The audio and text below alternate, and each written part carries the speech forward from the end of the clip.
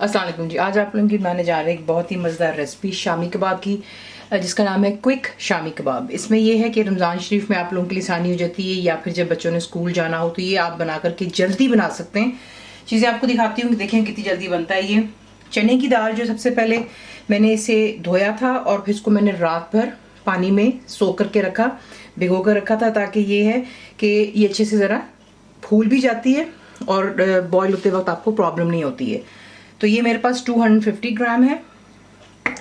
इसे मैंने बॉईल कर लिया था, ठीक है। और इतना बॉईल कीजिएगा कि इसकी शेप लूज़ नहीं होनी चाहिए, ठीक है ना, क्योंकि फिर वो लूज़ शेप का मतलब होता है कि ये ज़्यादा गल गई और फिर आपसे जो है फिर कबाब हैंडल नहीं होते हैं, क्योंकि उसमें पानी ज़्यादा आ गया होता है। तो मैं आपको दिखाती हूँ, ये देखें,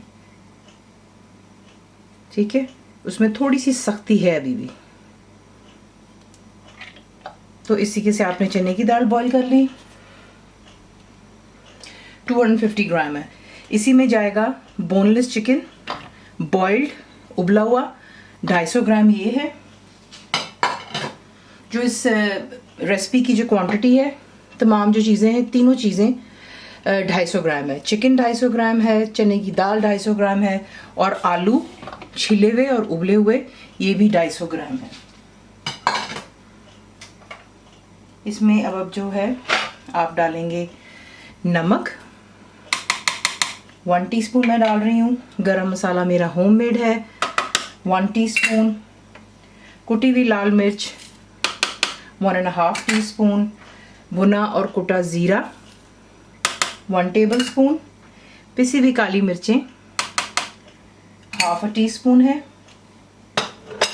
हरी मिर्चें इसमें मैं 4 अदद डाल रही हूँ। मैंने वैसे ही रफली इसको जो है स्लाइस कर लिया था, ताकि आपके लिए आसानी होगी इसको चॉप करने के लिए, वरना जिस तरह आपको सही लगे।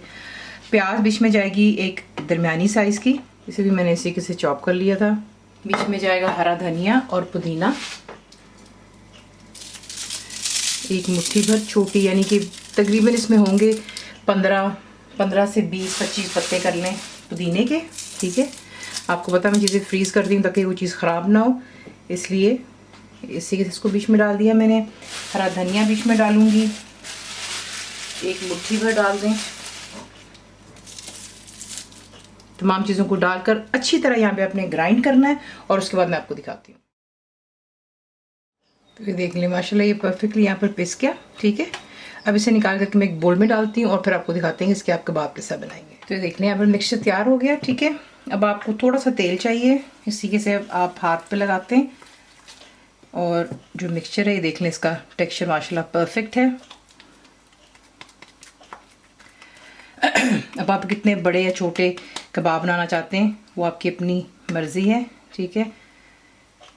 इसके साथ में जो है आप इसको ब्रेड में डाल करके सैंडविच बना के बच्चों को दे सकते हैं, थोड़े बड़े साइज़ के बनाकर, या बेशक इस साइज़ के बना लें। फिर बर्गर्स के अंदर जो बंस होते हैं उसमें डाल दें अंडा प्याज वगैरह। आपको मेरी रेसिपी पहले भी दी हुई है, लेकिन ये कि ज़रा आपको दोबारा याद दिला रहे हैं। कुछ लिंक्स आपको वीडियो में दे देंगे, तो इसी के से आप तमाम को तैयार करते हैं और इसे एक साइड पे रखते हैं। फिर आपको देख लें, इसी के साथ इन्हें बना करके एक एयर टाइट कंटेनर में डालिएगा। अभी मैंने इसे आपको दिखा रही हूँ कि इसी के साथ इसे बनाते हैं और बीच में डालते हैं। इसके ऊपर ही आपने स्ट्रेट अवे जो है कबाब नहीं लगाना, आप इसके ऊपर कोई बटर पेपर लगाएं और उसके ऊपर दूसरी तय, और फिर इसी के से बटर पेपर, और फिर तीसरी तय। वरना फिर ये होता है कि वो दूसरे के साथ स्टिक हो जाते हैं, जब आप इसको निकालते हैं आपको इश्यू होता है। तो उसी के से जो है आपके लिए आसानी हो जाती है। उस बस को आप बंद कीजिएगा और इसे फ्रीज़र में रख देते हैं। अब एक फ्राइंग पैन में आप करते हैं तेल गरम, और मैंने फ़िलहाल एक ही अंडा लिया, इसको मैंने फेंट लिया था। इसमें मैंने कुछ भी नहीं डाला हुआ। अब आप एक शामी उठाते हैं, इसमें इसको आप इसी के से अच्छी तरह डिप कर लीजिएगा, और फिर आप इसे तेल में डालते जाएंगे, और फ्लेम को मीडियम हाई पर रखिएगा। सिर्फ हम, क्योंकि हर चीज़ इसमें कुक्ड है, आपको पता ही है। इसे हमने करना ये कि इसकी तरफ अच्छा सा गोल्डन कलर आ जाए दोनों साइड्स पर। फिर इसे आप निकाल करके पेपर टॉवल या टिश्यू पे रखेंगे ताकि एक्स्ट्रा ऑयल रिमूव हो जाए, और फिर इसको जब निकालूंगी तब मैं आपको दिखाऊंगी भी। तो ये कि फिर इसके बाद इसको डिश आउट कर देते हैं, इनकी साइड चेंज कर लेते हैं। ये देखिए, ठीक है, इतना माशाल्लाह खूबसूरत सा गोल्डन कलर आया है। इसी तरह दूसरी साइड पे भी कलर आएगा, और फिर इसे निकाल करके आप पेपर टॉवल टिश्यू पे रखें, और फिर इसे करते हैं डिश आउट। इसी के साथ इसे बनाते हैं सर्व। आप इसको अपनी पसंद की चटनी के साथ कर सकते हैं। इसके साथ आप सैंडविचेस बना सकते हैं, पराठा रोल बना सकते हैं, बर्गर्स बना सकते हैं। ठीक है, ये बच्चों की लंच बॉक्स, शाम की चाय या फिर रमज़ान शरीफ में भी आपके लिए काफ़ी काम आता है। इसे बना करके आप फ्रीज कर सकते हैं 1 माह के लिए। ठीक है, एक आध आपको तोड़ के भी दिखा देते हैं। ये देख लें इसका टेक्सचर।